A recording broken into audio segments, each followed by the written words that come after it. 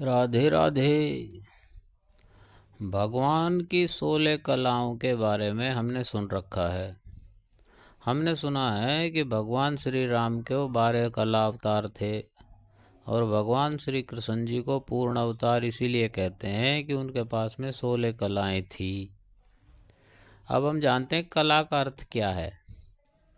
कला माने किसी कार्य को पूर्णता, सुंदरता और सामर्थ्य के साथ करने की शक्ति, या यूँ कहे कला माने शक्ति प्लस गुण प्लस चेतना। जब कोई गुण या शक्ति अपने पूर्ण रूप में प्रकट होती है उसे कला कहते हैं।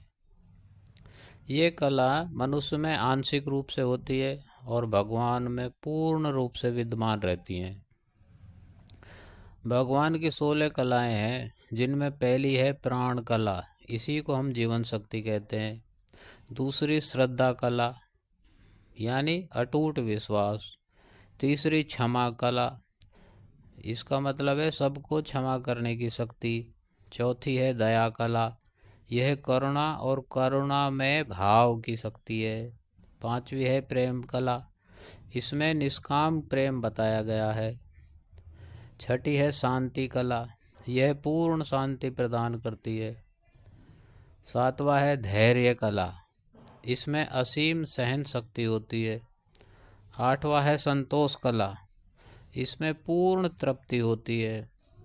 नवा है त्याग कला, यह आसक्ति का त्याग करने की विधि है। 10वीं है तप कला, इसमें आत्म संयम और साधना की। 11वीं है ज्ञान कला, यह सर्वोच्च ज्ञान की शक्ति है। 12वीं है वैराग्य कला, यह विषयों भोगों से ऊपर उठने की कला है। 13वीं है ऐश्वर्य कला, सर्वशक्ति और प्रभुत्वता की शक्ति है ये। चौथी है दान, इसमें अद्भुत पराक्रम के साथ दान। 15वीं है यश, यश मैंने दिव्य कीर्ति का विकास। 16 है श्री अर्थात ऐश्वर्य, सौंदर्य, माधुर्य और समृद्धि का प्रतीक होती है। अब मनुष्य इन 16 कलाओं को कैसे विकसित कर भगवान के स्वरूप को पाने का अधिकारी बन सकता है। ये जो 16 कलाएं हैं, इनको हम भगवान के दिव्य गुणों के रूप में भी जान सकते हैं। इनमें होता है ज्ञान, वैराग्य, विवेक, शांति, प्रेम, कृपा, क्षमता, धैर्य, साहस, शक्ति, त्याग, सत्यकर्म, भक्ति और आनंद। अब हम साधना, सदाचार और सही जीवन दृष्टि से इन्हें कैसे जगाएं या विकसित करें, जिससे हम इन 16 कलाओं को जीवन में जागृत कर सकें। तो पहली है प्राण या जीवन शक्ति। इसके लिए प्रातः या सुबह प्राणायाम जैसे अनुलोम विलोम व भांबरी को करें। शुद्ध सात्विक भोजन लें और समय पर निद्रा लें, इससे शरीर मन में ऊर्जा बढ़ती है। दूसरी है श्रद्धा, प्रतिदिन ईश्वर का स्मरण करें, साथ ही अपने कर्तव्य को ईश्वर को समर्पित करें, इससे जीवन में स्थिरता आती है। तीसरी है स्मृति, नाम जप या मंत्र जप करके सोने से पहले दिन का आत्म मंथन करें, इससे मन एकाग्र होता है। चौथा है बुद्धि, सत्संग, उत्तम ग्रंथों का अध्ययन और कोई निर्णय लेने से पहले शांत मन से सोचना, इसे विवेक जागृत होता है। अगला है धैर्य, कठिन समय में मौन का अभ्यास करना और सोचना कि यह भी बीत जाएगा का भाव रखना, इससे मन स्थिर रहने लगेगा।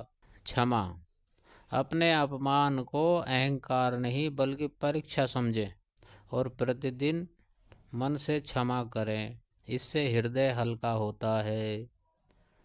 सत्य, वाणी व कर्म में सरलता, असत्य से मिलने वाले लाभ को त्यागना, इससे आत्मबल बढ़ता है। इंद्रिय संयम, आवश्यकता से अधिक भोगों से दूरी बनाएं। व्रत या उपवास करें, इससे इच्छाएं नियंत्रण में आती हैं। मन संयम, ध्यान, जप और गहरी सांस और नकारात्मक संग से दूरी बनाए, इससे मन शुद्ध होता है। अहिंसा, कठोर वाणी से बचें और मन, वचन, कर्म से किसी को कष्ट ना दें, इससे करुणा बढ़ती है।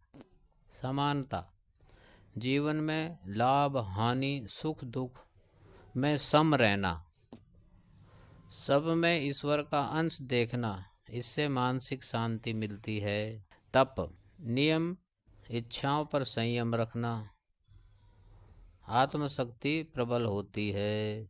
दान, धन, समय, ज्ञान का दान दें, गुप्त दान श्रेष्ठ होता है, इससे हृदय उदार बनता है। यश, यश की चाह न करना, अपना कर्तव्य ईमानदारी से निभाएं, यश स्वयं आता है। ऐश्वर्य या श्री, परिश्रम और ईमानदारी, धन को सेवा से जोड़ना, स्थायी समृद्धि मिलती है। ज्ञान, आत्मचिंतन करें, मैं कौन हूँ का विचार करें, आत्मज्ञान का उदय होता है। संक्षेप में, शुद्ध आहार, शुद्ध विचार और शुद्ध आचरण का जीवन में प्रयोग करने से मनुष्य भगवान की ओर अग्रसर होने लगता है। बोलिए श्री वृंदावन बिहारी लाल की जय। जय जय श्री राधे।